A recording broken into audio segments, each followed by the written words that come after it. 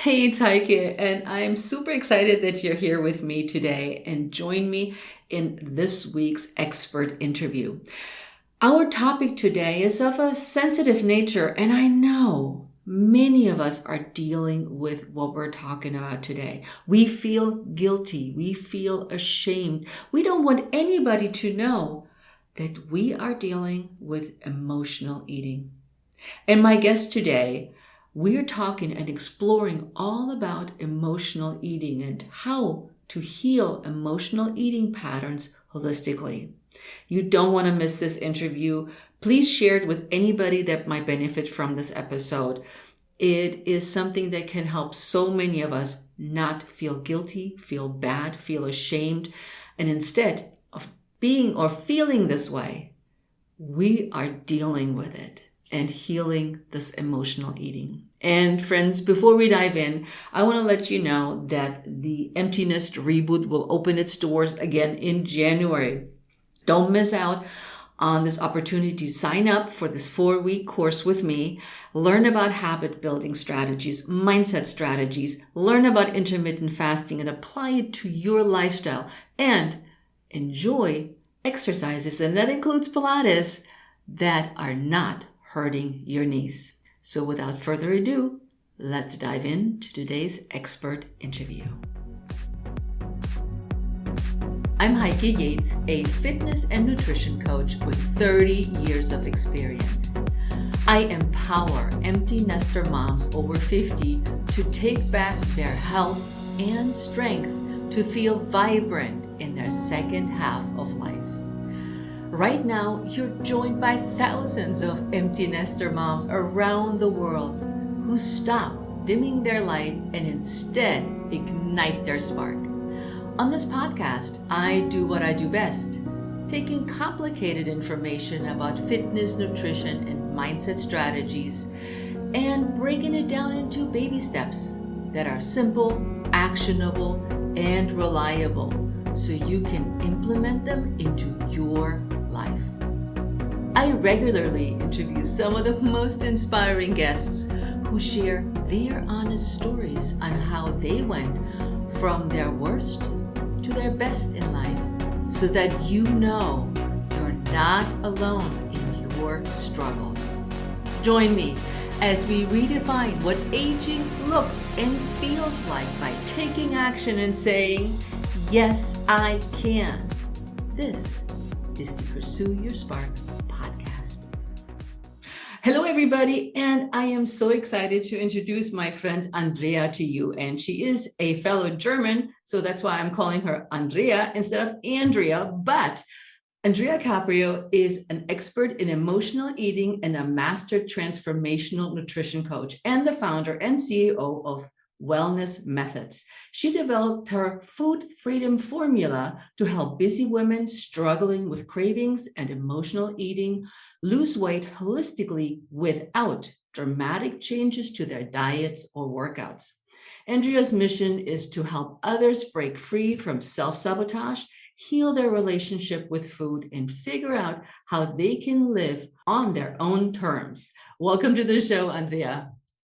Heike, thanks so much for having me here. And thank you for the listeners to being here on the show. I was so excited. We've been connecting for some while and trying to make that happen. Thank you. And thanks for the lovely introduction.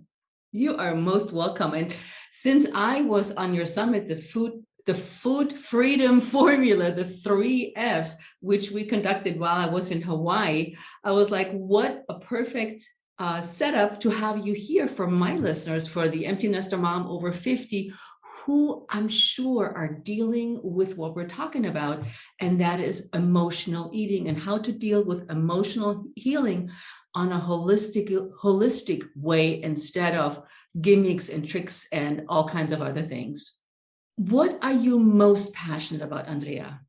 I think I'm most passionate about helping others to realize that one, they deserve to be healthy and happy, right? And that they are able to, and also to make them realize that it's not them who are broken, but it's the diet industry, right?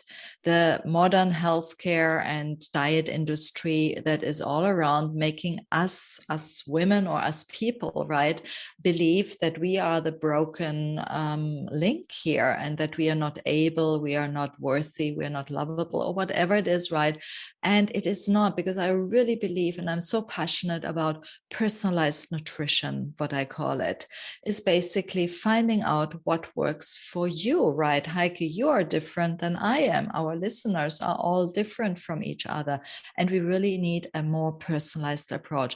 And helping women, I work mostly with women, really find that out is something I'm so passionate about. And it comes also through my own health history, becoming a nutrition coach, when I realized how the right nutrition for me, and when I say nutrition, I don't mean just food, I mean always a holistic approach in there, how that right approach for me worked and improved my own health concerns. When did that all start happening, that you had issues with your own health and you actually recognized that? Great question. So it was actually about probably 7 years ago or so, 8 years, somewhere around there. I've been living like you in many different places, right? And at the time I had moved from South Africa. We lived there for 16 years to Miami in Florida. And I kind of was, at the time, I was very stressed. I was worried. I was not eating that healthy, and have realized also that I had not been eating that healthy for many years. I've been lying to myself, right? Thinking that, yeah, a few vegetables mean healthy. And I found, actually, when I was in Miami, all things, happened together. And I found really that I was eating too much sugar. I had a lot of migraines. I had like weekly migraines, and really bad ones that knocked me off completely. I had really bad digestive issues as well, like bloating.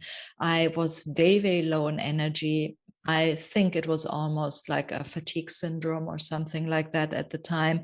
And I had, which I only discovered actually much later, I had over many years before always had fibroids. And fibroids are hormone related, which obviously I didn't know at the time so much. I learned that much later, only now, I mean, since I work as a nutrition coach.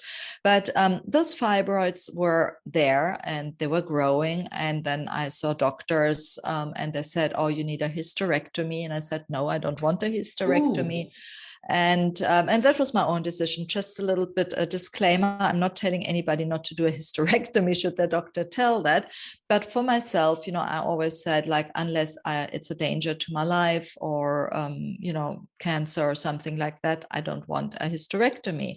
And so anyway, I had the fibroids removed. I didn't have a hysterectomy. They would regrow. And 2 years later, I had again issues. I had them removed, etc. Again, the doctor told me do a hysterectomy, and I had that done 3 times over several years.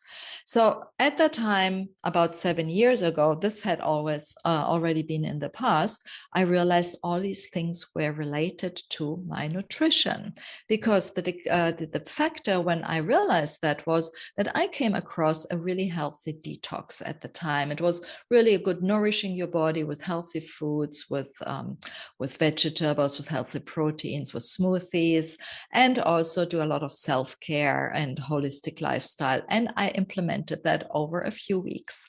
And guess what? Everything improved in my life, literally everything, right? I had energy, I had no more migraines, and I had no bloating. I lost weight. By the way, I also had a bit too much weight at the time, and so on. I said, wow, what is happening? And I realized it was obviously due to the life change I was going through. And then, as things are, I saw one ad on Facebook that came up, right? I must have researched something. And I saw, oh, nutrition school. And I said, And at the time I was in a different business. And I said, oh, that's interesting. I want to help other people to achieve the same as I have achieved. And guess what? Today, I never had any more issues with my fibroids and migraines. Instead of having weekly migraines, I have them maybe 3-4 times a year. And I have absolutely no issues with energy or anything else, bloating and so on. And I have helped over hundreds of clients of mine achieve similar things. It is amazing when you realize how it was not a dramatic change for you, but really changing your diet, which changed everything to a much healthier lifestyle. And my husband has or had severe migraine headaches when we met, and like you quite often, but but I guess because he was dating me and married me, he changed his lifestyle of eating and drinking and all this, as well as incorporating exercise with what he did. And he too has rarely a migraine. It comes every now and again. Migraines are, there are so many factors that can contribute to migraines, right? Like many other health issues, by the way. And I really believe in a holistic approach there. I mean, migraines can be triggered by the foods you eat, and it can be that you're eating absolutely healthy. And there might be a healthy food that triggers your migraine. If you have an intolerance to, for example, a nightshade, or maybe, some additives are in relatively healthy foods, even, wine. I like my wine, and I believe, wine is, if obviously not too much drunk, is absolutely okay for many people. But there is, for example, there are sulfites in wine, and that can trigger, for example, migraine headaches that I found out with myself. So I have to be always careful with that. It can be stress, of course, is a huge trigger for migraines, right? And often I feel it's always like a combination of several things happening, right? Nutrition and maybe some lifestyle, missing sleep. Yeah, that's definitely a combination of those things. So as we're exploring the connection between emotions and eating, what is the connection between emotions and eating, Andrea? The thing is that when we experience emotions, we human beings, we are taught normally to push them away, right? And kind of push them down with something else. Now, some people choose alcohol or drugs or some other form of divertisement. Some people choose TV or whatever it is. And some people choose to eat, right? To overcome either emotions, stress. Now, emotions does not always mean it needs to be negative emotions. Often it is, but not only, because on the other hand, we also have positive emotions where we eat. Look how we celebrate when there is a wedding or a birth or whatever. It's always combined, and we have lived our whole lives, right? Always understanding that whenever something happens emotionally, we eat, right? And very often, of course, it comes from our childhood, and it's the subconscious, because we have seen our parents eat when they were emotionally up or down or whatever. So we kind of take this over. And obviously, it's a little bit deeper than that. And I'm sure we're going to explore that a bit. But that's why so many people put emotions with eating together, because also eating is available, right? I mean, we need to eat, right? Whereas alcohol and drugs, just as a sample, we don't need, right? Somebody might be addicted to, but we do not need that to live, right? So we can take it away, but we cannot just take food away if somebody has emotional eating or struggles with any eating disorder or so. Yeah, you made a good point. I never thought of that. We also eat when we're happy. That's true. It's like weddings, birthdays, like you said. I've never thought of it as eating emotionally in that sense. That's a great point. Yeah, absolutely. Now, why is it? And as I talked with you earlier, I said I interviewed, I asked some of my current clients and people in my Facebook group of what they would like to know from you as the emotional eating expert here today. So we have a hodgepodge of really interesting questions for you today. Okay. So one of them was, why do we deal with our emotions by eating instead of talking about them? Again, I think coming from how we've seen people dealing in our environment, our parents deal with emotions, it's easier just to shovel them away and rather eat instead, right? Talking is not comfortable, right? I mean, people don't like talking. Because basically they have to confront these emotions, right? They need to think about them, feel them, accept them, defend them, maybe if they talk about it, right? Or admit maybe that they are weak. So it's not necessarily a weakness, by the way, but they might think that at that moment, whatever. So people don't like talking, I think, about their failures, right? If that is that, there's some stress or emotional eating. So it's much easier to put it away. And we've been taught, I mean, if you look, how often have we been told, don't cry, stop crying as a child, maybe. Boys don't cry, right? Oh, girl, you're a cry, we say Heulsuse in German, right? A crying yeah. Susanna that just came up here. It's funny. But, so we kind of, we are labeled as, crying and dealing and speaking about our emotions is not good. And often then, when we cry, actually, we get a sweetie when we were a child. Look how often you go to the dentist and the dentist gives you a sweetie after. How is that, right? Of After all you people. went to the dentist, exactly. Or the doctor, right, gives you a little sweetie or whatever it is. So we kind of have been growing up and seeing that it's okay when we feel anything, a sweetie will solve the issue. It's a little bit similar to take medicine, right? For if you have an issue, take a Band-Aid. It's always the Band-Aid, right? Quickly cover it up, like under it, right? And let's move on, right? Yeah, you make such good points, and things that I didn't even associate with our topic today. I love this. You're so right. The dentist. I remember that. Oh, here's a piece of candy after they tortured you with cleaning the teeth. Right. Oh my goodness. That's so very true. Now, Andrea, are there different types of emotional eating, or is it all just one umbrella?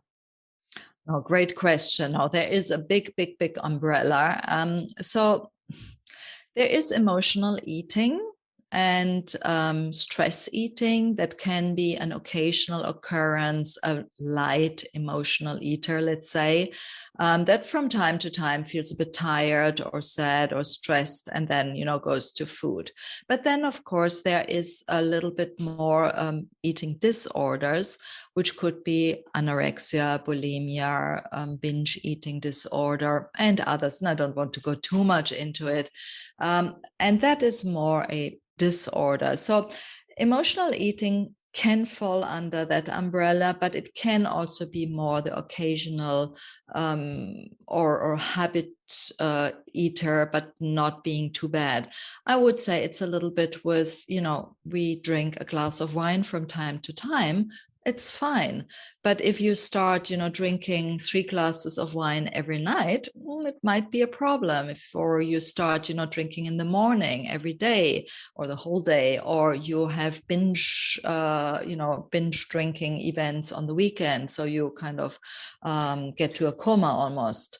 Mm-hmm. Yeah. I hear this through my intermittent fasting, which I'm coaching in my program. Is I'm like, okay, this is not that you're fasting during the week, that on Friday you can just go for it on Saturday, Sunday and say, whoa, now I'm not fasting anymore. I can eat whatever I want. So similar along those lines. It is, absolutely. And by the way, I am quite in favor, depending, but for some people, a cheat day works, but going overboard, absolutely. And then binging is also not something I would recommend. Now, for me, the difference is probably the planning, right? When you plan to eat more on a cheat day, for example, that's fine, plan it. We have, sometimes we have festivities coming up or so, holidays or whatever there are. And you say, fine, I'm planning because I'm going to be with my family or so. I plan a little bit more eating. That's okay. Going on holidays or so, that's okay. However, there should be a balance, of course. I mean, it's probably not a good idea to plan, a binge, right? That's not what I'm saying here. But it's more about, I think the emotional eating becomes an emotional eating concern if you cannot control the eating anymore, right? When you basically start eating and you cannot stop eating, or you eat things that you've not planned, right? Instead of eating your lunch, you are going in the cookie jar or something like that, right? And that's, I think, more the concern here. You're addressing some of my questions that I have here for you as well. It's like one of them was, how can I control emotional eating? Or can I control emotional eating? It's a great question as well. Your listeners have really good questions here, Heike. Now, can I control emotional eating? I would say yes and no. It depends, right? Often a good answer is it depends. Let me explain a little bit. I don't believe we can control anything, by the way. We can control what we do to an extent, and we can control habits. A lot of people think to eat healthy, live healthy, etc., they need what they call willpower, right? Willpower is one of those currencies that can run out, right? You don't have enough willpower to overcome everything, every obstacle that are thrown your way or whatever it is to stay and eat healthy or overcome emotional eating or whatever it is. By the way, it goes for many other things. I always say we all have a bag with coins of willpower, and we take them out and eventually the bag is empty. So what I'm saying here is we need to rely on something else than willpower. And that's still not control, right? Because willpower is together with control. Control is actually more the outcome here. To have control of something is more the outcome, not the habit, not the doing. So what I recommend there is, and it's actually part of my 5-step system, which I call the food freedom formula, which you mentioned earlier. We talked in the Food Freedom Festival around a lot, is my 4th step is actually relearn healthy habits, right? And I am a huge believer of habits, implementing habits like we are brushing our teeth. We spoke about the dentist earlier. Now, we all learned, or most of us at least, I guess, learned when we were young to brush our teeth. And we started only with 1 little tooth and then 2 and then 3. It was playful. And today we are brushing our teeth in the morning and the evening. Some even floss their teeth, right?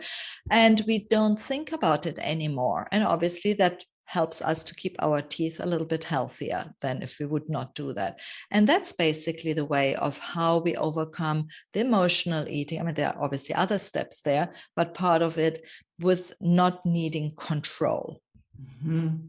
I like that idea, because control is also, like you said, we can't control anything because so many things are beyond our control, especially when it comes to eating. People tempting you with food, you're traveling to where you have no food, or people pressure you to eat, all kinds of different scenarios.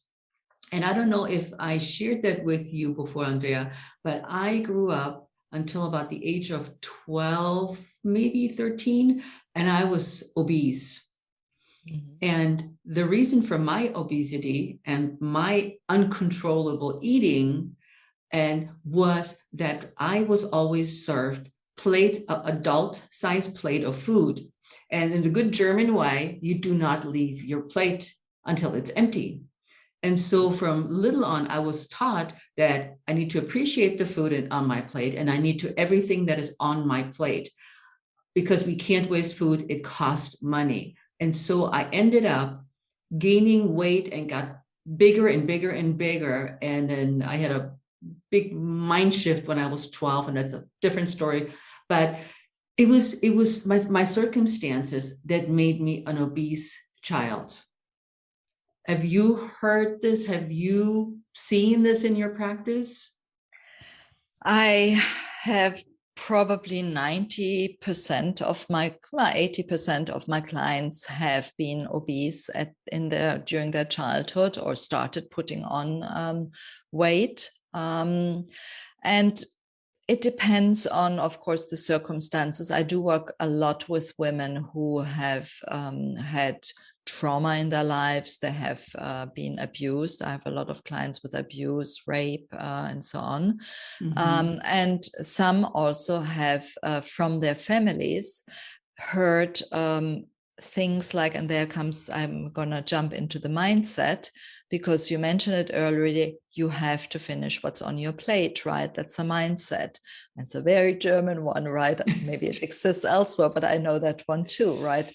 And we have otherwise, similar mindsets or limiting mindsets that are put into our minds throughout and we carry around with us. And that's one of the big issue actually. And I'm working a lot with my clients is we usually are told things in life when we were a child and we believe them and it's in our subconscious.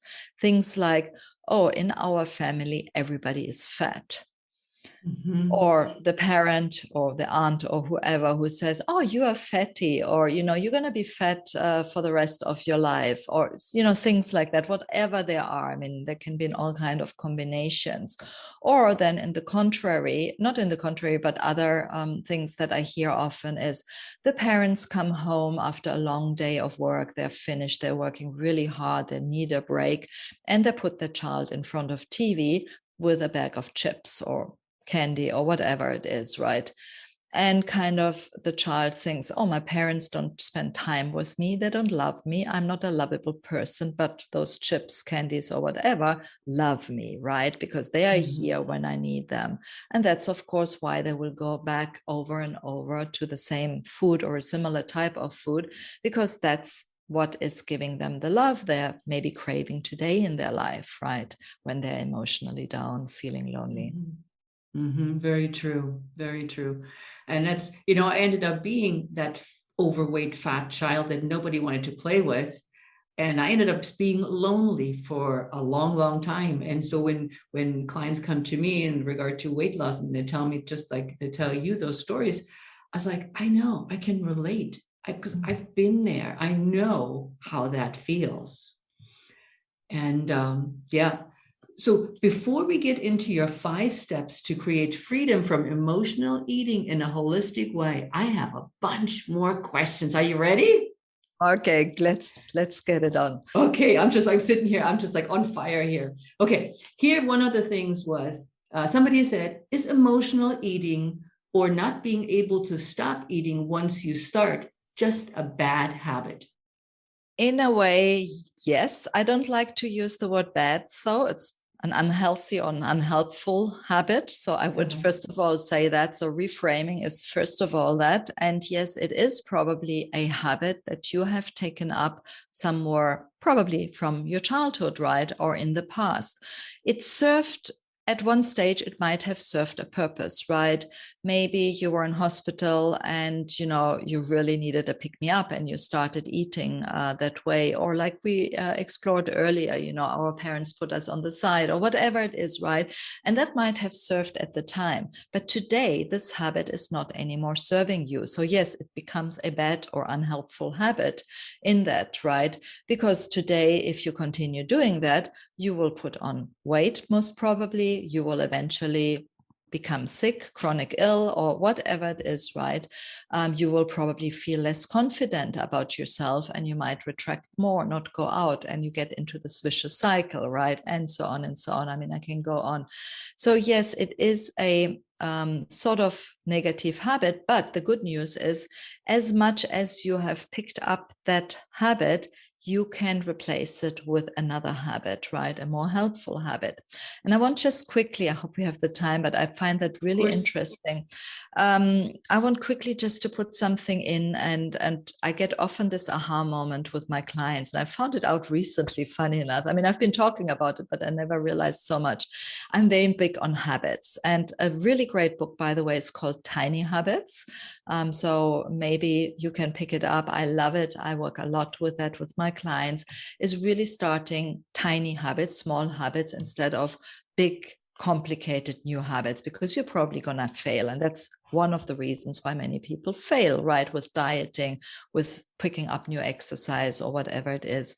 Now, the thing is and the important part of those tiny habits is that you have an existing trigger and then you do the new habit. So an existing trigger could be that you've had an old habit, a negative habit, and then you can replace it with a healthier, and then you celebrate, right? And that's the way the tiny habits work in a nutshell.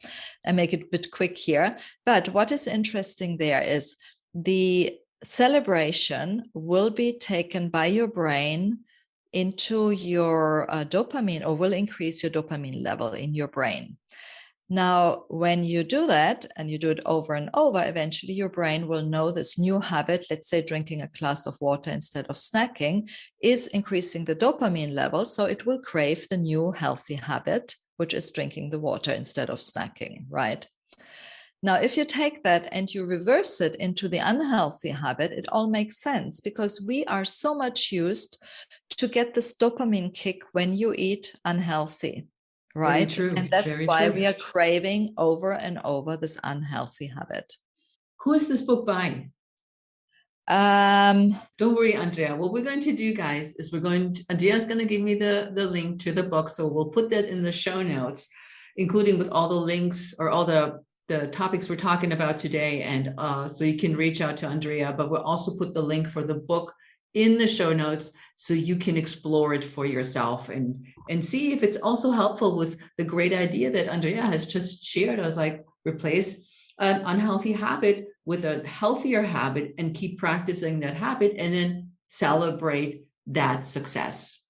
and I have the name now, quickly Googled it, BJ Fogg, Fogg, but we'll share that. I know it was a complicated name. That's why I couldn't remember it. Yeah, because I have a friend who wrote a similar book with a similar title. So I was like, maybe it's her book. And she was a guest already on the show twice. But we'll put that book in the link in the show notes for you guys so you have it and can explore it if you choose to. So this was a great example, Andrea. Now, the other one was, why can't I stop eating cravings once I start? Is similar to what we just said, basically. It's yes, the dopamine kick, right? Absolutely. So you have several things. Now, going back to my 5 steps of my food freedom formula, it's usually always a combination. It's never just one thing, right? So yes, we have the emotional side of it, what we explored, our upbringing, our subconscious. We have our mind, like we mentioned, the dopamine, right? Yeah. We have our gut as well. Now, the gut, now we go all into the nutrition side, the gut is having a direct talk with your brain, right? And basically it's called the gut-brain axis, and it's bi-directional. And with it also in the gut, you have actually your serotonin that's produced to 90% in your gut as well. So whatever we eat has an effect on our emotions and on the emotional eating. Now, when we eat unhealthy things such as a lot of carbohydrates, sugar, processed foods or so, this will have an effect on our gut, right? And hence on our emotions and emotional eating, on our hormones, neurotransmitters, and so on and so on. So it's very important, first of all, to make sure that you have a healthy gut, right? With the right food. So that's one thing. The other thing is that you might have an imbalance of the foods, of the macros you eat. Especially, I mentioned already the unhealthy part, but also if you have too many carbs and not enough protein and healthy fats, then you have the imbalance. Your blood sugar is not staying stable, and that often leads to the high in blood sugar. You crash down, you want to pick me up. So you eat more sugar, carbs, whatever it is, you go up, you go down, you go up, you go down. And that's basically where it comes from. Yeah. So since we're talking about your food freedom formula, let's see, let's go through the 5 steps so we sum them all together, because I know I have all these questions and we're picking and choosing here from your formula. Let's dive, even if we repeat them, that's a great strategy too, is what are the 5 steps? Okay, great to talk about that. Yes. Absolutely. So the food freedom formula is basically, there are 5 R steps that help me. So the first one is basically is to find out really the root cause, right?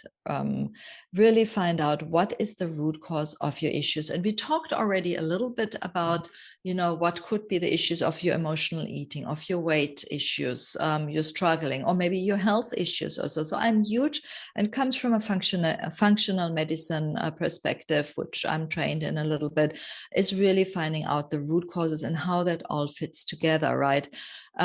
We mentioned the digestive system system is if you have an imbalance. If, for example, just to give you an idea, if you don't have enough stomach acid, and as we age, the stomach acid decreases. It's natural. Plus, if we eat unhealthy, and plus other potential issues, your stomach acid might be too low. And that means it cannot break down the food into small little particles that can then be absorbed by further down the road your small intestines, and even partially on the stomach. Now, if that happens, the body is not getting enough nutrients, vitamins, minerals, and so on, and basically is sending up a signal to the brain, bring on more food, right? The gut thinks of nutrients, the brain thinks of food, and we eat more because we think we need more nutrients. So that's, for example, one thing that very easily, just by adjusting or finding out that the stomach acid is not enough, that might be an issue, that you might be eating too much or have some other health concerns. Huge thing. So find out the root cause. Really, really important. Then the next step is reset your body's healing abilities. By resetting, I mean, sometimes the body is actually stuck, and you can imagine it like a pipe in your house. If that pipe is stuck, you can do what you want, nothing happens, right? We all had that, I guess, in our lives. I hope not everybody, but certainly I had it. And you can do whatever you want. You need to unblock that pipe, right? And you can imagine that pipe being what I mentioned, just your liver mostly, not only your liver, some other organs, but the liver plays a huge role in getting rid of toxins and obviously helping your digestive system work through things, and is also very linked to your hormones, by the way. So if you have any liver issues, or your liver has a toxin overload, often that could affect your hormones, by the way. So you want definitely to make sure everything flows. So usually there I would recommend a detox. And it's the way I work. Doing a detox is a very healthy way of nourishing while transforming fat-soluble toxins into water-solubles that can be safely transported. Very important. The third step is then, once your body is actually able to heal, is to repair the root cause, right? Before we found it out, now we need to repair it. So now we can actually address it, the stomach acid, balance your hormones, whatever it is, right? Work on those different areas. And only when your body is in health state, in healing, the weight will drop. The emotional eating will improve. Your heart condition maybe might improve, and so on and so on. So we want to get that. And then, of course, we mentioned about, we talked already a little bit about it, is then relearn healthy habits, right? Mm-hmm. So then we really want to learn those habits that keep us above in the different areas: eating, sleep, stress, exercise, of course, and so on. So we want really to have the habits that we can really come in, and accountability is very important in there. And that's why, people like you and I are working with our clients, right, to get them there, because habits are not happening overnight, right? It just takes time, accountability, and so on and so on. And then the last step is rewire your mindset. Now, that is, of course, something we talked about, but I'm also most passionate about, probably, is really to find out, okay, what is preventing you from getting there? Because often I have a lot of my clients, and I'm sure you have that too, Heike. They know what they should be doing, right? Yeah. They are clever. They know more or less what they should be eating, perhaps not 100%. But they more or less have an idea, and they're still not doing it because there's self-sabotage, there's the limiting mindset, or whatever it is, the trauma that holds them back, whatever. And that's really important. And these 5 steps together is really what makes it. And where I have seen that, clients of mine lost 20 to 50 pounds in 6 months, overcame emotional eating, have a better relationship with their body and with food. So many people are so overwhelmed about, thinking all the time around food. What should I eat? What shouldn't I eat? They're stressed. It makes worse, right? Everything. Oh, so that's really how you overcome it. Yeah, when you think about these 5 steps, and they make, in my mind, total sense, because nothing works without connecting the mind and body. And just going for another yo-yo diet or another like food, whatever, something to lose weight or feel better always backfires, because they're also in short duration, and they're so toxic to the system that the results show maybe just temporary. And I have a client who has been telling me that or a former client, I should say, that she's been on the keto diet for 6 weeks. And she says, and I haven't lost any weight, which brings me actually to the next question, which is clients that are trying to lose weight year after year and nothing works. What do you tell them? If you've been trying the same thing, you need to change, right? It's like, do something different, right? Exactly. And that's it. The thing is, diets just, I'm sorry, but they just don't work, right? They might give a short-time relief. They might address a certain thing. But again, going back, you need to combine this. You need to look at the root cause. If you continue eating, I see so many clients like keto, like you. I have plenty of people who come with keto, seems to be a thing at the moment, right? And it's not working. And remember, it's might work. Not that I would recommend necessarily keto, because I don't believe it's healthy in the long term. There are a few exceptions like epilepsy and so on, where I would maybe consider it. But otherwise, if that doesn't work in the as a long-term plan, it's not good, right? Because in the end, you want something that's more like a lifestyle that you can keep, not something that stresses you, that's restrictive, that you actually in general hate. And I don't know anybody really who says, oh yeah, I'm so excited, I have this diet. I mean, there might be 4, but usually after a few days, I don't know. And it's really about, changing it. Yeah. And any listener who is doing keto, guys, if this works for you and that's your jam, keep going. We're not trying to convince you otherwise. What we're teaching you here is the root causes, as Andrea says, is of how we can live better, healthier in a holistic way, not supplements and things like that. Absolutely. Yeah, I see that as well. I have recently taken on one client. Her list of supplements was, the screen is not long enough, right? I think she was literally taking over 30 supplements, plus some medicine as well a day, which became toxic because she was on some, and I had to show her that, she was taking in 5 or 6 supplements. There was vitamin A, for example. Some of these things can become toxic when you take too much. And then a lot of people think then, yeah, if I take all the supplements or I do this diet or whatever, I'm doing good. And then behind they do everything else not good, right? And wonder. It's really about a full approach. And you're absolutely right. I don't say keto is a bad thing. It could be dangerous because keto can be deficient. So again, it's not necessarily a very good long-term approach because there can be deficiencies happening. So I would recommend really working with a professional together. But it's more about the personalized approach, right? Agreed. If you read like keto works for your friend or on Google or whatever, it doesn't mean it works for you. Yeah. And you got to always make a choice that's the healthiest and most educated decision. Like if somebody works with you and they get their 5 steps and you work with them individually, or do you work with them in groups? Or both?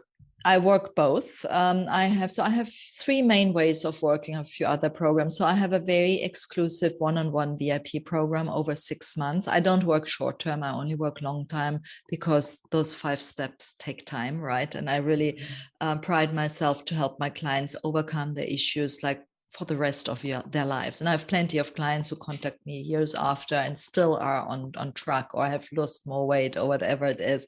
So that's really important. And so I have the one-on-one coaching program, and then I have a really great group coaching program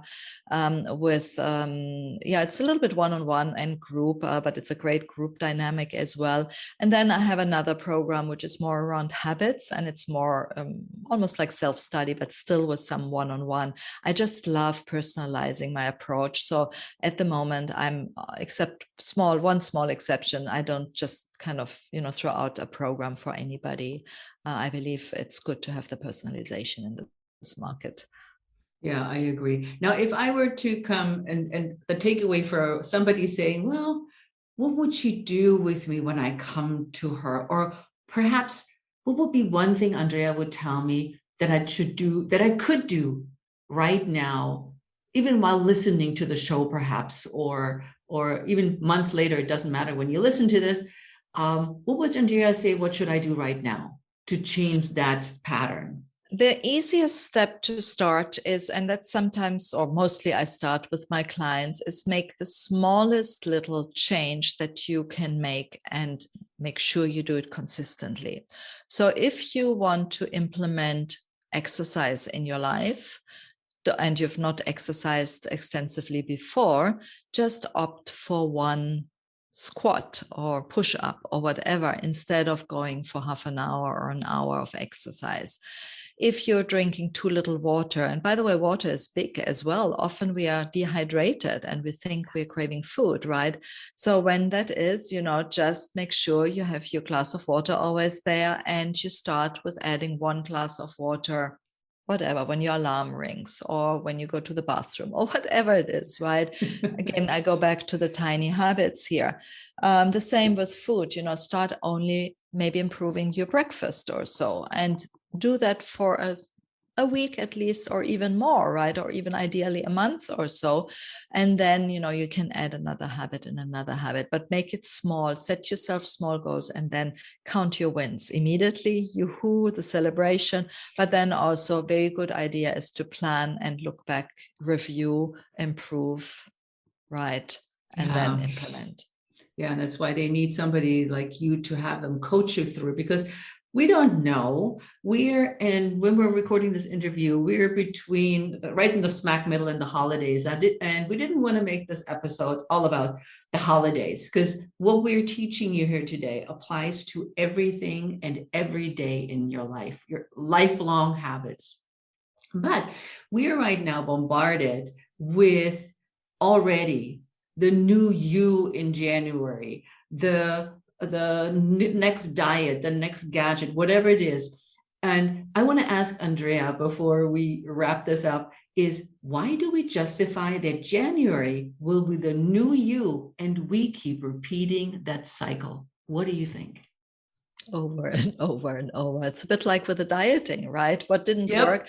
And if you've not been able to come up, and stay on par with your New Year's resolutions in the past 40 years or 20 years, or depending how old you are, right?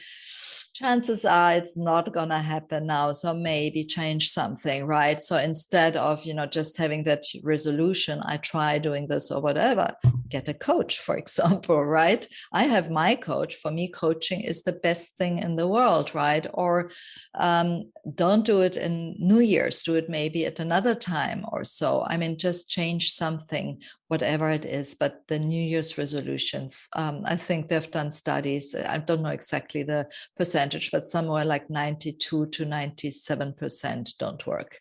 Sorry to tell you. It's so frustrating. And, every time when we come to this time of the year, I want to bang my head against the wall. I'm like, people, listen to us. Why don't you want to listen? But we keep plugging along, and we're also plugging along because you have some freebies for my audience. Would you like to talk about that, Andrea? I am excited about that. Absolutely. I love handing out some things that you can actually implement immediately and get help as well, right? Of course, I would love everybody to join my programs, but in case you're interested, please let us know. Of course, I'm here for you and can guide you. But so I have 2 little freebies, or good freebies actually. So one is we spoke a lot about emotional eating, and I have an ebook that I call Beat Your Emotional Cravings, More Food, Less Cravings ebook, right? And in there, you will learn easy tricks, meditation routines, and some strategies to beat cravings for good. Some things we talked about today, some things you can remember, but also some other things that we haven't yet talked. So you definitely want to check that out, and you will have the link in the show notes.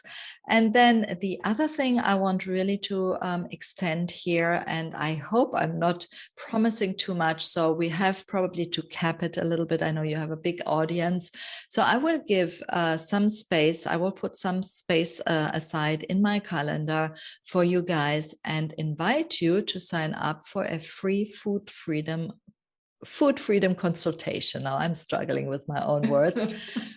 Where basically, if you have any questions and if you want to find out how now you can apply that into your own life, maybe you've been struggling with dieting or with, losing weight, or you lost weight and you put it on, or you have emotional eating issues, or maybe some health issues, and you actually want to hear based on what are your issues, not everybody else's, I will get with you on a call.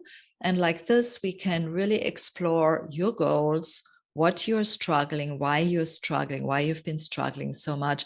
And we can put together an action plan that's unique only for you, right? Not for anybody else, but only for you, that will help you to achieve those goals. And do they go to your website to get to work with you? The link will also be shared in the show notes. I will send that to you so you can share that in here in the show notes. So there will be obviously a limit. If I'm full, I'm full.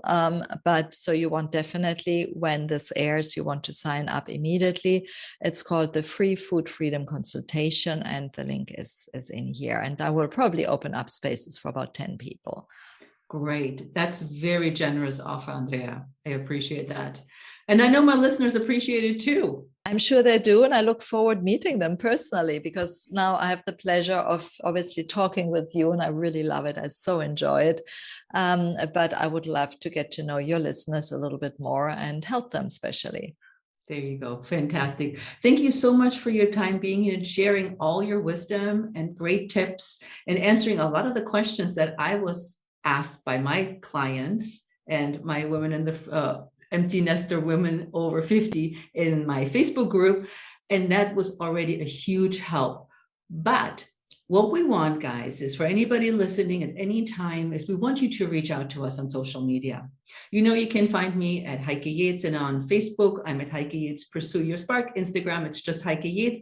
And Andrea is on Instagram at Wellness Methods. And her links, like I said before, will be in the show notes. But we want you to talk to us. We don't want you just to listen to this recording and say, oh, cool, now I'll listen to it. Okay, maybe I get the freebie and maybe I'm going to sign up for Andrea.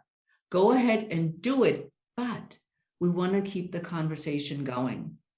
We want to hear how this episode impacted you, what you learned.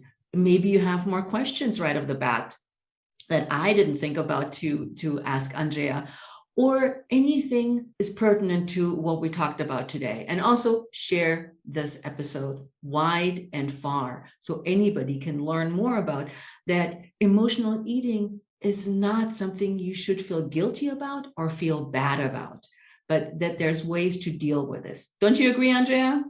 You put it so nicely, and you deserve really to overcome your struggles with it, right? It is possible. It is really, you just need to find the right thing. And yes, I would love to talk to you guys. Definitely. Let's continue the conversation. And with that, my friends, that's it today at the Pursue Your Spark podcast. And I'll see you next time. Ciao. Bye.